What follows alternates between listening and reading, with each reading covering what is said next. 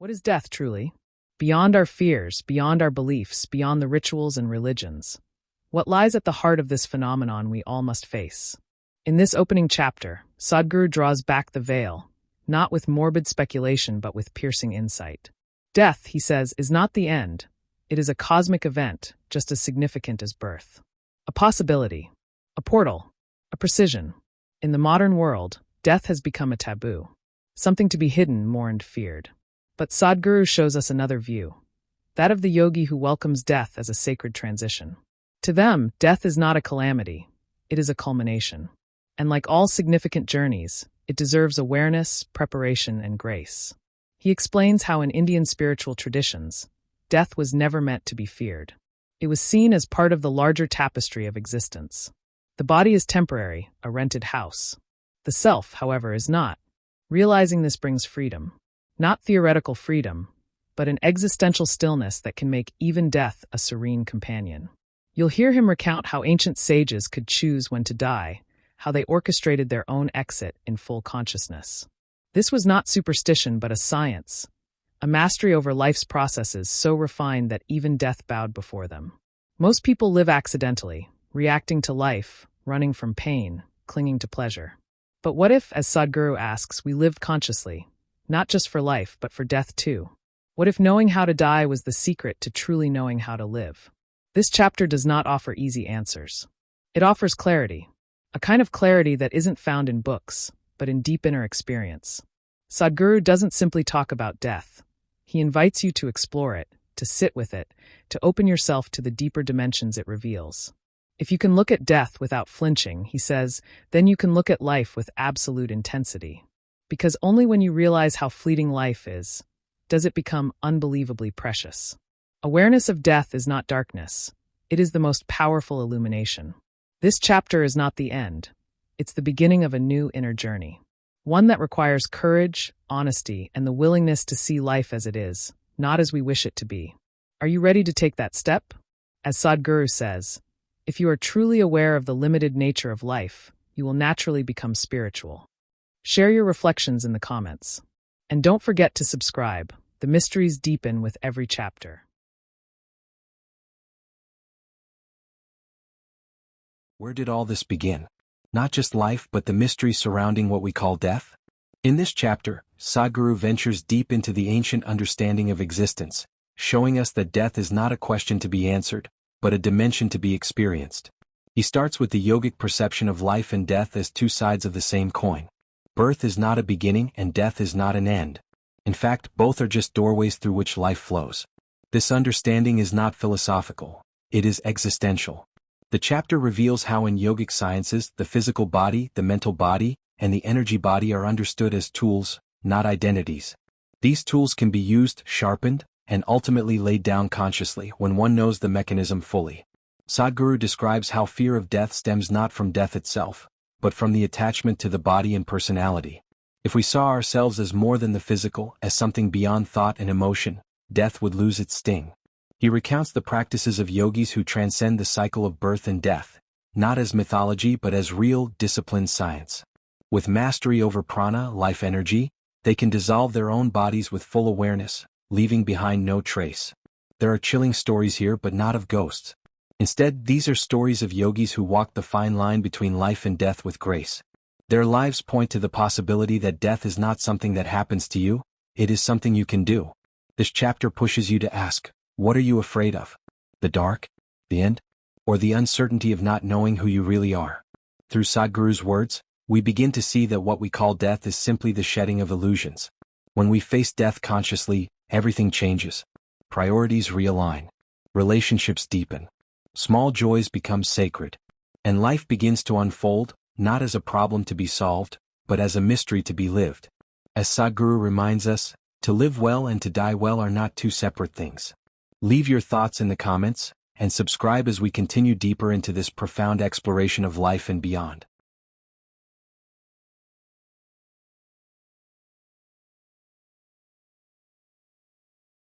We fear death not because it is the end but because we have not truly lived. In this chapter, Sadhguru unmasks the illusions we hold about life and death, revealing that our anxieties stem from our refusal to acknowledge impermanence. Modern society has sanitized death. We avoid it, hide it, and grieve in hushed tones. Yet in doing so, we miss the profound opportunity to embrace life more fully. According to Sadhguru, facing death is the gateway to freedom. Yogic tradition doesn't see death as tragedy. Instead, it views death as a significant transition, a culmination of your karma, a moment when you can transcend the limitations of the physical. Sadhguru shares how great yogis prepared for their death like one prepares for a pilgrimage. With awareness, joy, and precision, they made death a conscious act, not a passive fall into darkness. The chapter draws a powerful distinction between dying in unconscious fear and dying in full awareness.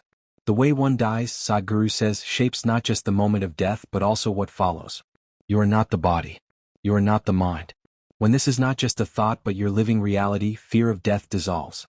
This isn't an abstract idea. It's a realization yogis spend lifetimes attaining. Sadhguru offers a glimpse into what happens after death, not through speculation but through the lens of deep inner experience. He discusses the subtle journey the being undertakes once it leaves the body.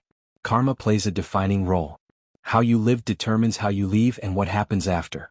Conscious living becomes essential not just for a better life, but for a conscious death. There are moments when the veil between life and death is thin. These moments are sacred in yogic science. To be aware during such moments is to be in touch with the deepest truths of existence. The chapter invites you to approach your own mortality not with dread, but with dignity and preparation. If death is inevitable, let it be graceful. Meditation, awareness, and detachment are not just spiritual practices. They are tools to prepare for death. Sadhguru reminds us that life's ultimate success is not just in how you lived, but in how you die. Even the most successful life feels incomplete if it ends in fear. But a quiet, conscious exit leaves behind a fragrance of grace that lingers. This is not a morbid chapter. It's a call to awaken. When you embrace the reality of death, you stop wasting life. Every moment becomes luminous, every breath sacred. Sadhguru's words cut through illusion like a sword. They do not comfort, they liberate. Death is not waiting to trap you. It is waiting to free you. As you reflect on this chapter, ask yourself, am I preparing for a conscious death? Share your reflections in the comments, and subscribe as we journey deeper into this mystical unfolding of life and beyond.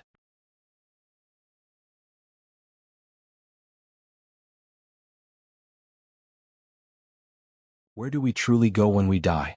Is it a destination, a passage, or a return to something ancient and familiar? Sadhguru opens this chapter by confronting the human longing to know what lies beyond the veil of death. He explains that our fear of death is often rooted not in the experience itself but in the fear of the unknown.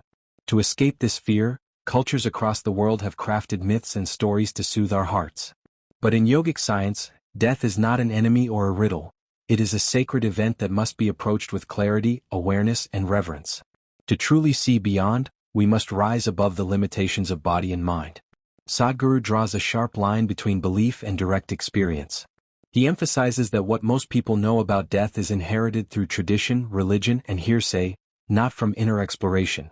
But the yogic path calls for something deeper, experiential knowledge born from intense self-inquiry. When death is explored not through imagination but through inner stillness, it reveals truths that transform our understanding of both life and afterlife. Without such clarity, death becomes a shadow that looms over our existence. But with inner vision, it becomes a doorway, not into oblivion but into another dimension of intelligence. According to yogic teachings, death is not the destruction of who we are, but the dismantling of our physical and mental sheaths. What remains is the subtle body, a bundle of energy and memory shaped by karma. Karma, Sadhguru explains, is not punishment or reward, but simply the residual imprint of every action, thought, and emotion we've experienced. These imprints are like patterns in software, dictating how the subtle body moves forward. Whether it finds release or rebirth depends on the clarity of one's awareness and the intensity of karmic residue. In the moments immediately following death, the being is in a vulnerable state. Stripped of its familiar identities, it drifts in a space of disorientation. This is not a conscious choice.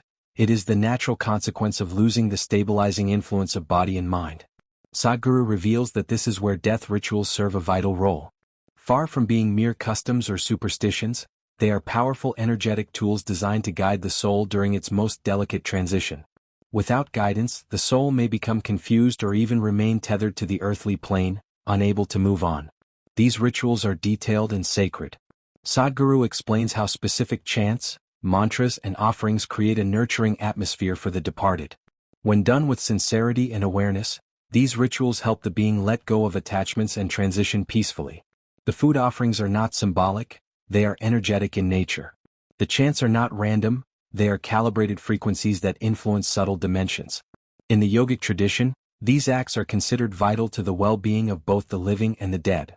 Stories of wandering souls are not just spooky folklore. Sadhguru recounts how beings who pass without clarity often remain stuck, not as dramatic ghosts but as unresolved energies. These entities hover in grief, confusion, or longing, unable to cross over. He insists this is not punishment but a form of inner inertia. The role of the living then is to assist, not by fear or pity but by love, clarity, and presence. Conscious rituals performed with devotion can help such beings find closure and peace. The first 11 to 14 days after death are the most crucial. In yogic science, this is known as the period of maximum receptivity. During this time, the being is most open to assistance from the living. Sadhguru urges that family members should not sink into grief, but rise into awareness. Every prayer, offering, and act of remembrance becomes a bridge of light. Ceremonies such as Shraddha are not just social traditions. They are deeply spiritual processes that can significantly alter the journey of the departed. What happens once this critical window passes? The subtle body begins its search for a new womb, pulled by the gravity of unresolved karma. Rebirth is not a choice, it is a compulsion born from incompletion. Sadhguru compares this to a script that must play out until its final line is spoken. Life in this view is a continuum, not a start-stop event. Birth and death are simply movements in a larger spiral, each turn bringing the possibility of higher realization, or deeper bondage depending on awareness. But there is an escape. Liberation, or mukti, is the ultimate goal in yogic tradition, not to be reborn, not to reach a paradise, but to dissolve all compulsions. Sadhguru explains that liberation is not a dream or a reward. It is a possibility open to every being who becomes truly conscious. The liberated are not remembered with tears, but felt as blessings, their presence lingering in silence and space. They leave no footprint behind, yet their grace can guide others long after their physical form is gone. To die consciously is the first step toward liberation. This is why great yogis do not fear death, they prepare for it. They refine their awareness, master their energies, and approach death not as an accident but as an art. Sadhguru describes how these beings leave their body not in a hospital bed, but in a meditative state, fully aware of every breath until the very end. They do not collapse into death, they merge into it, like a river joining the ocean with joy and grace. Modern medicine, though life-saving in many ways, often interferes with this sacred transition. Sadhguru warns that heavy sedation and artificial prolonging of life can rob a person of their final opportunity for awareness. He does not suggest abandoning care, but insists that we must preserve the dignity of death. Pain can be managed through yogic methods. But numbing consciousness in the final moments is like turning away from the very gateway to freedom. Awareness at the moment of death is the culmination of a conscious life. Preparation is the key. Just as we prepare for important life events, exams, weddings, careers, why should death be an afterthought? Meditation, inner stillness, and spiritual discipline are not just paths to peace, but practices that ready the soul for its final journey. Death, when embraced with awareness, becomes a crescendo, the highest note in the music of life. A conscious death leaves behind not grief, but serenity. It becomes a quiet reminder to the living. This is how life should be lived, with clarity, grace, and surrender. Sadhguru's words serve as a wake-up call. Don't wait for death to live consciously. Begin now. Reflect not with fear but with curiosity. Cultivate detachment, not coldness but freedom. Love deeply, live fully, but don't lose yourself in the temporary. Everything you gather, name, fame, relationships, even your own body, will be left behind. But the fragrance of awareness, the clarity of your being, is what travels with you. This is the essence of yogic preparation, not escape but readiness. So what really happens after we die? Sadhguru does not hand us a conclusion but an invitation, to look within, to quiet the mind, and to touch the eternal that already exists within us. The afterlife is not a place far away. It is a dimension accessible only through awareness. It begins not after death but now in how we live, love, and let go. If death is inevitable, why not make it meaningful? Why not turn the unknown into the sacred? As you sit with the truths of this chapter, ask yourself, am I living in a way that prepares me for a conscious death? This isn't about morbidity, it's about mastery. It's not about loss, it's about liberation. If this chapter stirred something deep within you, share your thoughts in the comments. Let your voice be part of this awakening. And if you wish to continue this profound journey into the mysteries of life and beyond, make sure to subscribe. The next chapters hold even deeper revelations, silent, powerful, and life-changing.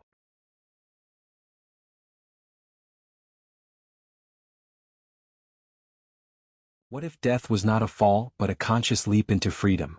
In this chapter, Sadhguru introduces us to Mahasamadhi, the sacred possibility where a yogi willingly leaves the body at will, fully aware and fully in control.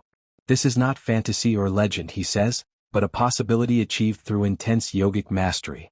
While most people fear death and resist it till the very end, the one who attains Mahasamadhi greets it like a long-awaited lover, with grace, joy, and deep stillness. Sadhguru explains that Mahasamadhi is not about dying. It is about transcending. It happens only when a being has completed all karma, burned every residual impression, and is no longer bound by the compulsions of the physical. Such a being no longer needs to be reborn because there's nothing more to complete. Life for them has become a full circle. They are free, not in theory but in the deepest cosmic sense. He gently warns us not to misunderstand this as escapism. Mahasamadhi is not an act of rejection. It's not running from life, it's the highest expression of life. Only when a person has fully embraced life, tasted every aspect without resistance and risen above it, can they consciously choose to exit. In this, death becomes a doorway, not into nothingness but into boundlessness.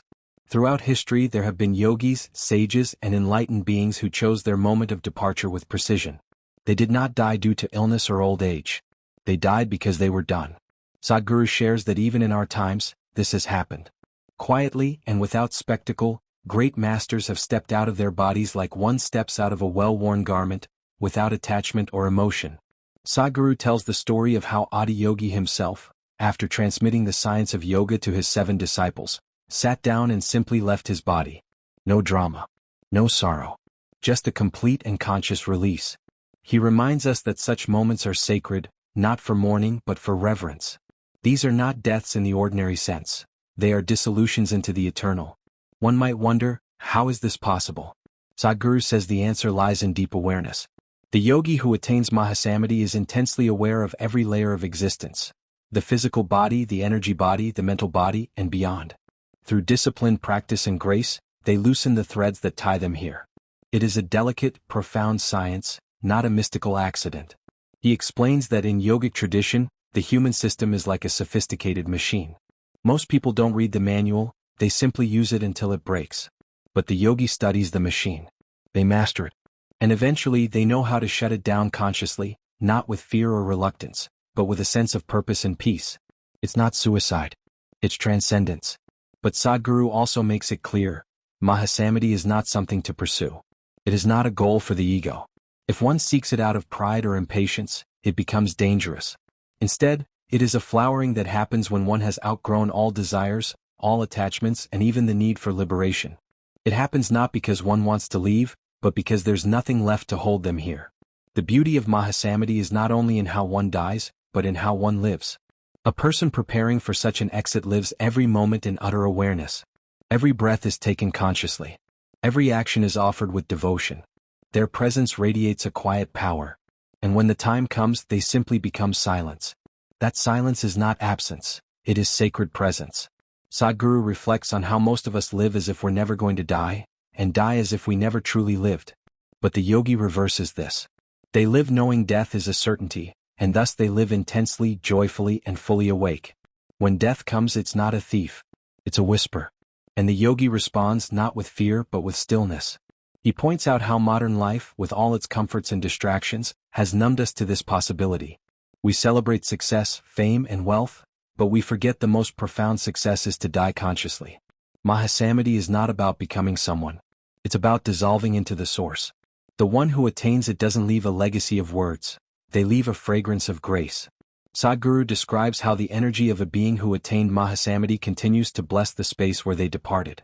Their presence lingers. Their wisdom seeps into the land. Temples, shrines, and sacred spaces across India have grown from such deaths, not because of what was said but because of how the yogi left. That energy speaks louder than any scripture. He emphasizes that while few may attain Mahasamadhi, we can all live with greater awareness. By meditating, shedding attachments, and living with sincerity, we prepare ourselves, not just for death but for life in its highest form. The goal is not to seek death, but to live so completely that when death comes, we are not caught by surprise. The idea of Mahasamadhi invites us to reevaluate our values. Are we chasing things that will perish? Or are we building something eternal within ourselves? Sadhguru's voice is calm but piercing. He reminds us that liberation is not after death, it begins now. And each moment we live with awareness is a step toward that final freedom. As you reflect on these sacred truths, ask yourself, am I living with the intensity and clarity of someone who knows death is near? Not with fear but with reverence. If this chapter stirred something within you, let it deepen your path. Share your thoughts in the comments and subscribe to continue this transformative journey through death, an inside story. Let each word open you to life's deepest possibility.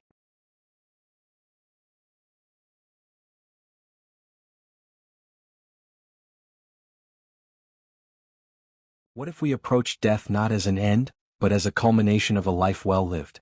Sadhguru invites us to see death as a transition, a doorway to the beyond. Preparing for death isn't about morbidity, it's about living with such awareness and completeness that when the final moment comes, we can embrace it with grace and equanimity. He emphasizes that the quality of our death is directly linked to the quality of our life.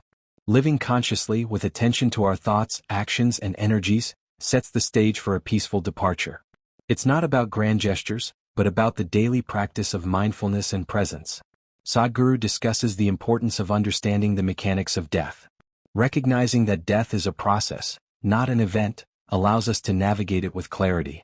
By familiarizing ourselves with this process, we reduce fear and uncertainty, replacing them with acceptance and readiness. He introduces the concept of vanaprastha ashrama, the stage of life where one gradually withdraws from worldly responsibilities to focus inward. This phase isn't about renunciation but about preparing the body, mind, and energies for the final journey, ensuring a smooth transition. Sadhguru explains that our energies, or pranas, play a crucial role in the dying process. By maintaining a balanced and vibrant energy system through yogic practices, we can influence the manner of our death, making it more conscious and less chaotic. He touches upon the significance of sleep as a daily rehearsal for death. Observing our sleep patterns and ensuring restful sleep can be a step towards understanding and preparing for the final rest, making the unknown more familiar. Sadhguru addresses the fear of death, stating that it's often rooted in the unknown. By demystifying death and bringing it into our awareness, we can transform fear into curiosity, and eventually into acceptance. He encourages us to reflect on our attachments and desires.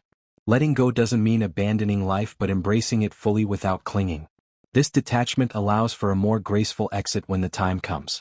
Sadhguru shares that being in a state of gratitude and contentment can ease the dying process.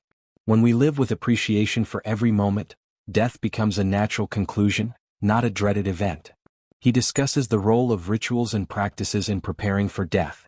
Engaging in spiritual practices, chanting, or meditation can align our energies and consciousness, facilitating a smoother transition. Sadhguru emphasizes the importance of the environment during the dying process. A peaceful, supportive, and spiritually charged atmosphere can significantly impact the quality of one's departure. He advises on the significance of the last thoughts and emotions.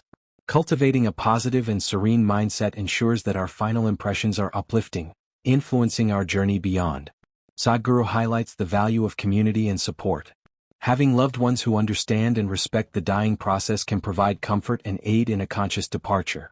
He reminds us that preparing for death is not a one-time event but a continuous process. Living each day with awareness, compassion, and purpose naturally prepares us for the final moment. Sadhguru invites us to embrace death as a sacred possibility. By living fully and preparing consciously, we can transform death from a feared end into a graceful transition, a final act of beauty and awareness. As you sit with these sacred truths, ask yourself, am I living in a way that prepares me for a conscious and graceful death? This chapter is more than knowledge. It's an invitation to live with awareness and die with dignity. If this message stirred something within you, share your thoughts in the comments. Your reflection might light the path for someone else. And don't forget to subscribe so you never miss the deep, silent wisdom in the coming chapters of Death, an Inside Story.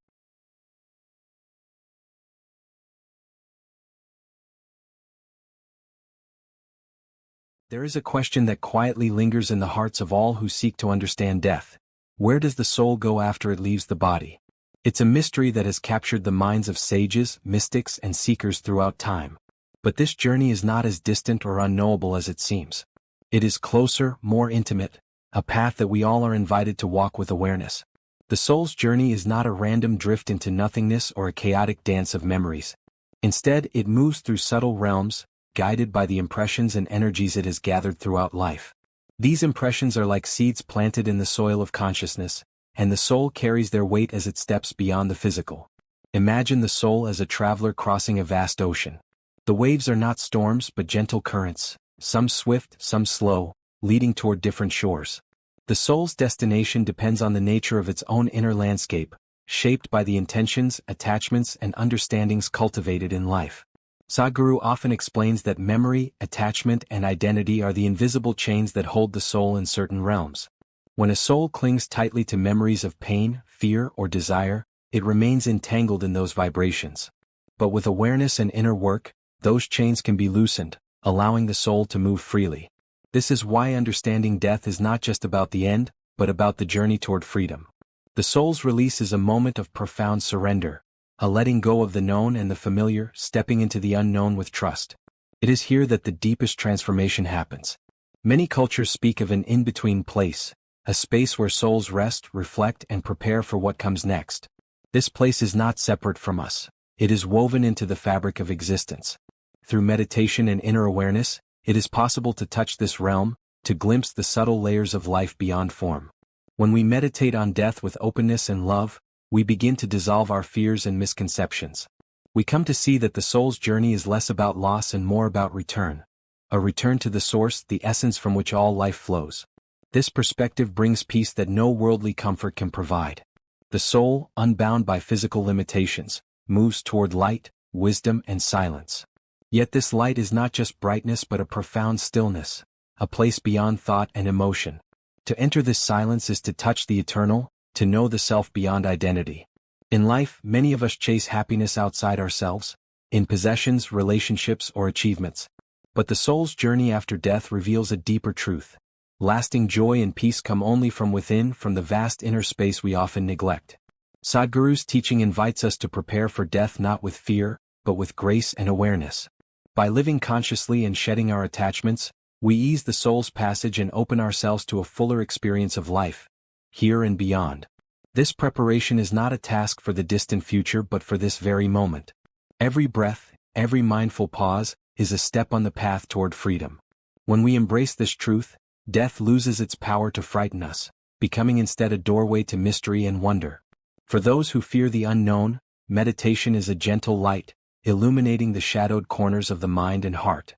It shows us that the soul's departure is a natural transition, part of the great cycle of existence. Not an end, but a beginning. As you listen to these words, feel the invitation to trust the process, to lean into the mystery with openness. Know that you are not alone on this path. Many have walked it before you and many will follow, all connected by the shared journey of the soul. Where the soul goes after death is not just a question of curiosity but of transformation.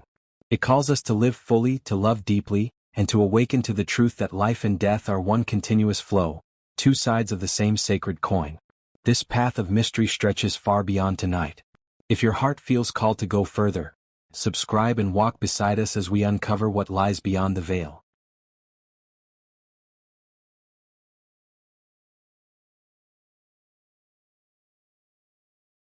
In the hush of the last exhale, something extraordinary unfolds. Not with noise, not with drama, but with a stillness so vast, so complete, it defies human comprehension. The breath leaves, the eyes go vacant, and yet something remains. Something watches, without form or language. This is the moment we rarely speak of, the moment after death, where the body lies still, but the being is not yet gone. Sadhguru speaks of this in whispers, as if the knowledge itself is too sacred to shout. He tells us that what happens between lives is not a void, but a process, a transition, a rearrangement of energies, of karmic imprints, of unfulfilled echoes. Like a traveler shading a garment, the soul steps out of the body, but not yet into the next.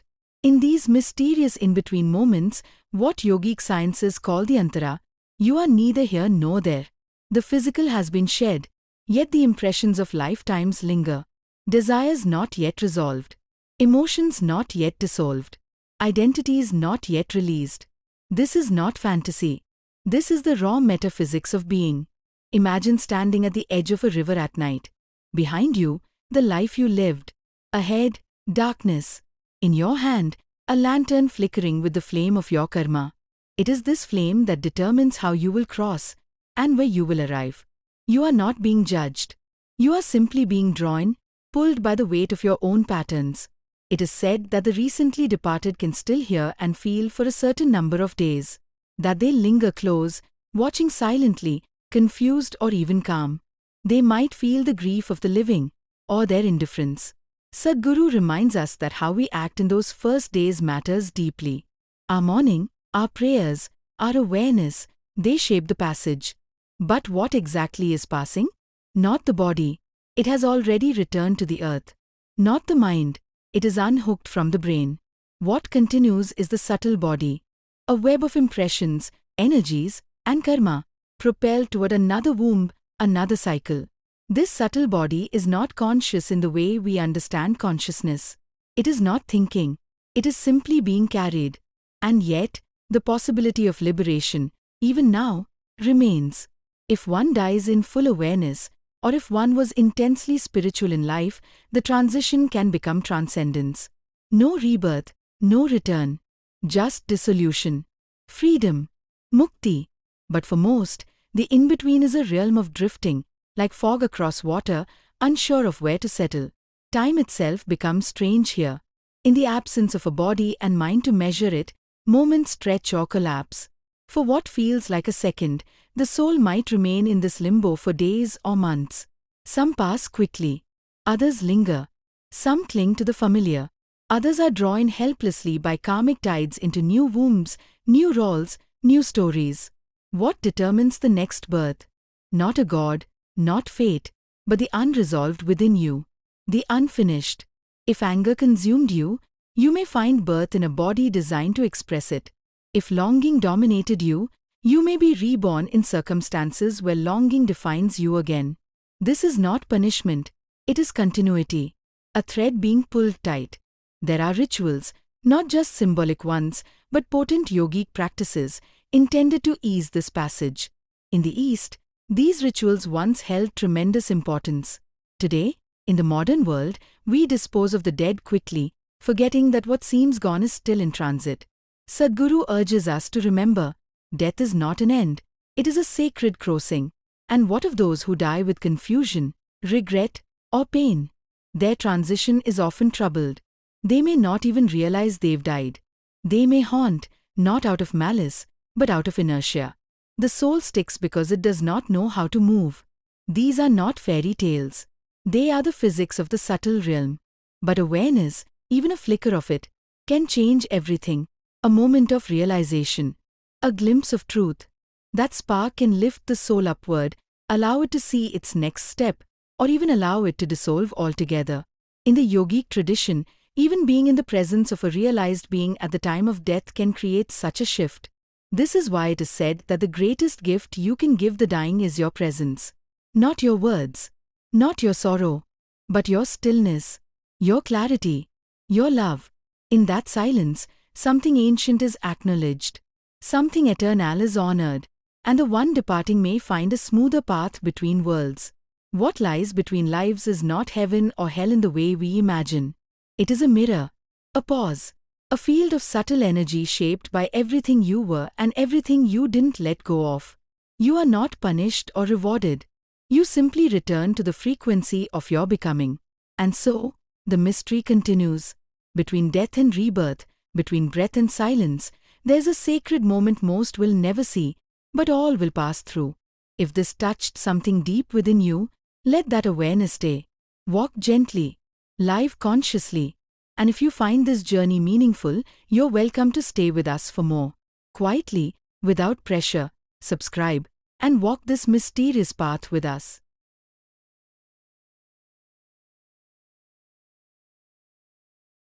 In the unseen depths of human existence, there lies a reality so profound that few dare to explore it. We believe death to be an end, a fall into silence. But Sadhguru tells us something far more unsettling. Death is not the full stop we imagine. It is an intricate process, delicately unraveling the architecture of who we are, layer by layer. What we call the body is just the outermost shell. When death strikes, what happens beyond the shell is where the mystery truly begins. The moment breath leaves the body, the gross physical is gone. But you are not merely your flesh. Beneath the skin lies the subtle body, an energetic framework of impressions, memories, and karma.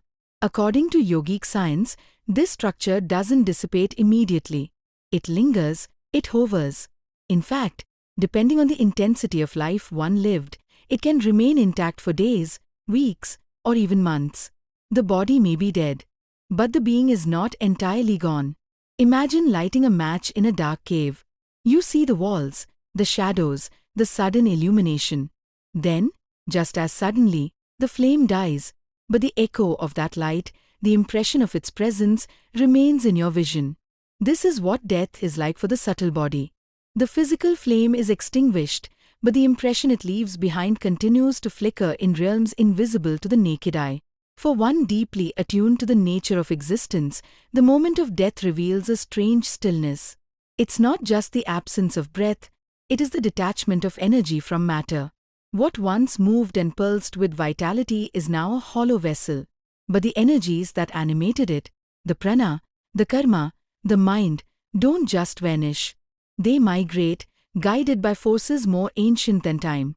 Sadhguru describes this as a loosening of 5 sheaths: the Annamaya Kosha, physical; Pranmaya Kosha, energy; Manomaya Kosha, mental; Vijnanamaya Kosha, intellect; and Anandamaya Kosha, bliss.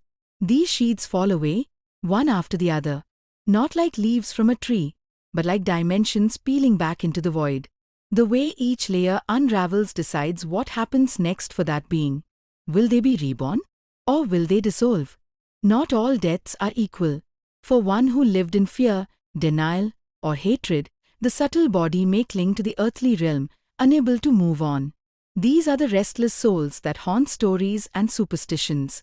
But for one who embraced life consciously, who died in awareness, the departure is gentle, like a feather lifted by the wind. The subtle architecture collapses with grace. No suffering, no clinging, just release. Funeral rituals, then, are not just cultural formality. They are mystical tools designed to sever the ties between the dead and the living. If done properly, especially within the first 14 days, they help the subtle body to disintegrate or move forward in its journey. If not, the being may linger, confused, lost in the in-between spaces. What we call ghost is simply a being trapped between dimensions. Certain places, cremation grounds, battlefields, sites of intense trauma, are heavy with these wandering energies. Sensitive people feel them as unease or sudden sadness. These are not figments of imagination. The subtle bodies, especially of those who died in turmoil, can imprint themselves into space. This is why yogis avoid such spaces unless consciously prepared. They know the architecture of death is fragile and real. One might wonder, what decides how long a subtle body remains? Karma is the architect. If a person dies with unresolved tendencies, strong attachments, or intense desires, those karmic forces hold the subtle body together even without the physical shell. It's like a magnetic field that refuses to collapse. Only time or conscious release can undo its grip. Some beings attain what's called a conscious exit. They leave the body at will, fully aware, in a meditative state. In these cases, the architecture of the subtle body is dismantled with precision, like a master unbuilding his own temple. There is no fear, no confusion, just quiet transcendence. These beings do not return. They are absorbed into the vastness. Sadhguru reveals that the process of Mahasamadhi is the ultimate demonstration of this. When a realized yogi chooses to drop the body, they exit all 5 sheaths consciously. The body becomes inert, but the energy dissipates into the cosmos, leaving behind a resonance. Such places become sacred. This is why ancient temples often house the tombs of enlightened beings. Their residue transforms space. For the ordinary seeker, understanding this architecture offers a profound shift in perspective. You begin to see your body not as your identity, but as your vehicle. You realize your breath is not just oxygen, it is the string tying you to the physical plane. And death is not a villain, but an engineer of the next phase. A force of transition, not termination.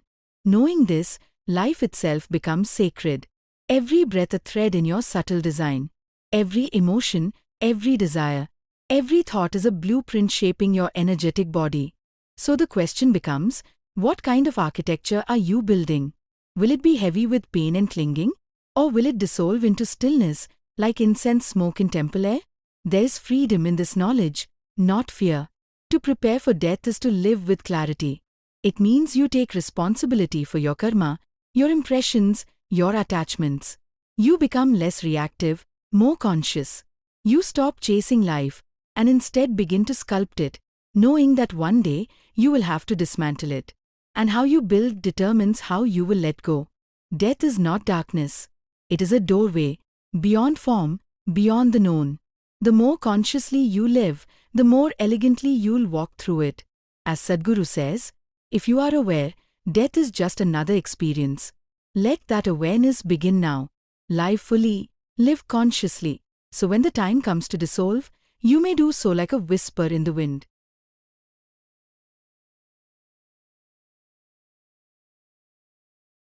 Imagine this, all your life, you've walked through countless doors, opportunities, relationships, beginnings, endings. But there is one door you can only walk through once. The last doorway. The one no one truly returns from. Where does it lead? What lies beyond it? This chapter is not about death as an event. It's about what happens when the soul finally steps through that ultimate threshold. In this world, every beginning is tethered to an ending. But death is not an end. It's an unzipping of one reality and the subtle entry into another. Sadhguru reveals that the moment of death is not a breakdown, it's a breakthrough. A liberation from the limitations of flesh, thought, and time. And yet, it's not always graceful. For the unaware, it can be chaos. For the seeker, it can be ecstasy. The last doorway is not random. It reflects how you've lived, thought, breathed. According to yogic sciences, your karma acts as the script, your awareness as the director, and your energy body as the actor. How you die is how you transit. And how you transit determines where you go next, or if you go anywhere at all. There are realms beyond the physical, subtle planes that the human eye cannot perceive, but the mystic navigates with ease. Some call it astral, others say ethereal.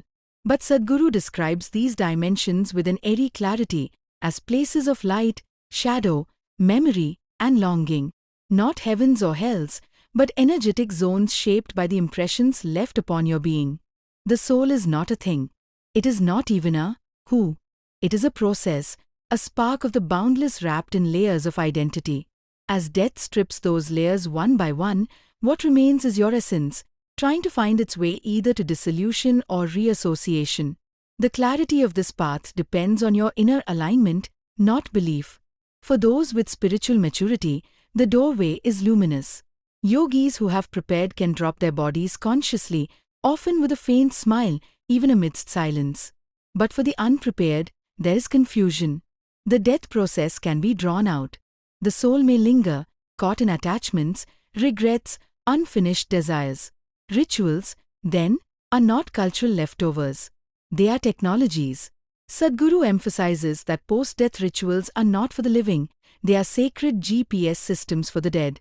Done right, they ease the transition. Done wrong, they bind the departed even more. In India, the 13-day rituals weren't superstition, they were science. In yogic lore, it's said that a realized being can choose whether to return or not. They can postpone death, enter Mahasamadhi, or merge with the beyond. But for most of humanity, death is involuntary. The last doorway appears, and the soul must pass, aware or unaware. But what determines whether you return? Sadhguru says it's memory. Not mental memory, but karmic residue. Like fragrance clinging to clothes long after the flower is gone, karma clings to the energy body. If it's dense, it pulls you back into another cycle. If it's light, you move beyond. This is why yogis strive for freedom, not from the world, but from compulsions. Every act done consciously loosens karma. Every moment lived with awareness reduces bondage. Death then becomes not a trap, but a transcendence, a launchpad into liberation. Sadhguru speaks of beings who have not returned for millennia, not because they ceased to exist, but because they became existence itself. These are not myths. They are milestones for seekers to know that the body is not a prison, and death is not exile. It's homecoming, if you're ready. But the question remains, are we afraid of death, or are we afraid of the unknown? The last doorway doesn't frighten the enlightened.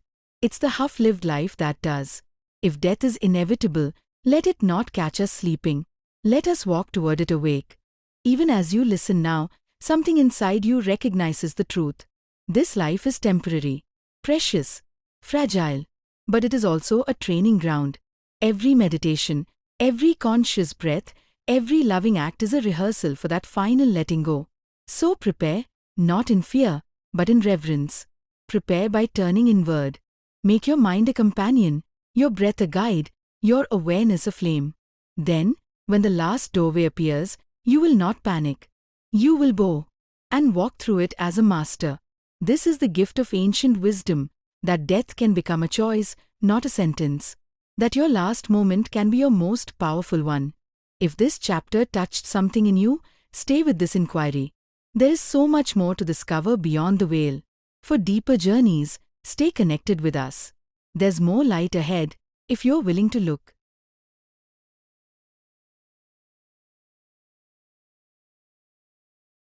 As we approach the final moments of life, an invisible threshold looms, a boundary not of this world, but of realms unseen. Few dare to truly understand what lies beyond, for the unknown stirs deep fears within us. Sadhguru speaks of this passage as the ultimate surrender, the dissolution of all identities, roles, and attachments. Here, the soul stands bare before the vastness of existence, poised to dissolve into the cosmic mystery. Imagine standing at the edge of an immense ocean at dusk, waves whispering secrets that only the silent can hear. This is the moment where the soul lets go of the known and steps into the timeless. Yet, the fear of this great unknown often binds us, making the soul cling to the fragile threads of worldly identity. This clinging is what creates suffering, not death itself. The yogic sciences teach that death is merely a transition, a crossing from one state of consciousness to another. What we fear is not the end, but the loss of control. Embracing death consciously means embracing freedom, freedom from the body's limitations, from the mind's endless chatter, from the illusion of permanence. This final threshold is not a place of despair, but a doorway to ultimate liberation. It is the point where the soul sheds its final veil, merging into the vastness beyond birth and death. Sadhguru reminds us that the unknown is not to be feared but revered. It is the source from which all life springs and to which all life returns.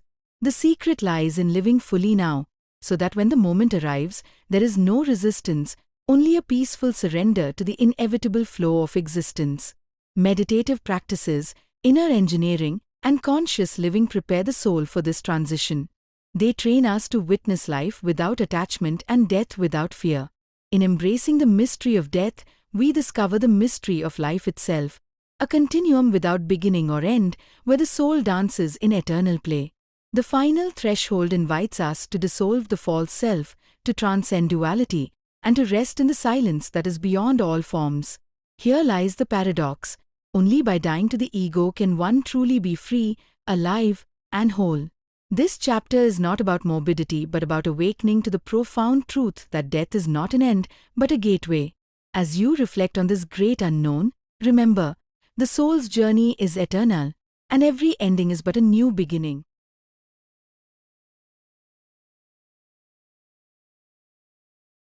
They say death is the end, but to a seeker, it is merely a door, a transition, a whisper from the beyond calling one home. In this final chapter, we travel to the edge of existence, where the boundaries of body, mind, and karma dissolve into stillness. This is not just about dying. This is about liberation. In the yogic tradition, Liberation is called moksha. It is not a fantasy or a reward for good behavior. It is a profound possibility, the shading of all that binds us to the cycle of life and death. But what does it really mean to be free? Imagine walking through life with invisible chains, the memories, desires, and fears that cling to your being lifetime after lifetime. Liberation is not escape. It is clarity. It is when the chains fall without struggle, when even karma finds no ground to hold. Sadhguru reveals that liberation is not granted by some divine force. It is earned through intense inner work. It is the natural flowering of one who has seen beyond identity, who no longer mistakes the body for the self, the mind for the soul, or the world for truth. When a being attains such inner stillness, even death bows in silence. There is no panic, no lingering, just a gentle unbinding, like a leaf that falls from the tree when the season is done. That is the beauty of a conscious death. But liberation is not just for monks or yogis in the mountains. Sadhguru reminds us, it is for anyone with longing, anyone willing to look within, anyone who is tired of repeating the same karmic tapes, life after life. He speaks of enlightened beings who chose to stay, not because they must, but because compassion compels them. Their lives are not driven by karma, but by a purpose far beyond personal gain. They move like the wind, untouched and free. At the moment of liberation, there is no judgment, no scales weighing right and wrong. There is only dissolution, a melting into the source. The soul becomes light, not in weight but in essence. The longing to become becomes fulfillment itself. Sadhguru says, when the fire of longing consumes all that is false, what remains is the real. Liberation is not about going somewhere. It's about no longer needing to go anywhere at all. In death, most carry baggage. The unresolved, the unfinished. But the liberated carry nothing, not even themselves. They do not return. They do not linger. They become the silence between the stars. This final chapter is not just the end of a book. It is a mirror, a call, a reminder that this life is a brief chance to turn inward, to dissolve the boundaries we cling to move from survival to transcendence. Perhaps you felt it, that subtle ache, that haunting question. Is there more than this? Liberation is the answer, but not in words. In being. In becoming empty enough to hold the infinite. There are tools. There is guidance. But ultimately, it is your own inner fire that burns the path. No one can walk it for you. No one can liberate you but you. As this chapter closes, know this, death is not the enemy. It is the most honest companion. If you walk with awareness, even death will become a doorway into freedom. If this message has stirred something deep within you, walk with it in silence. Let it settle. And when you're ready to explore more of these timeless truths, you're welcome to journey with us again.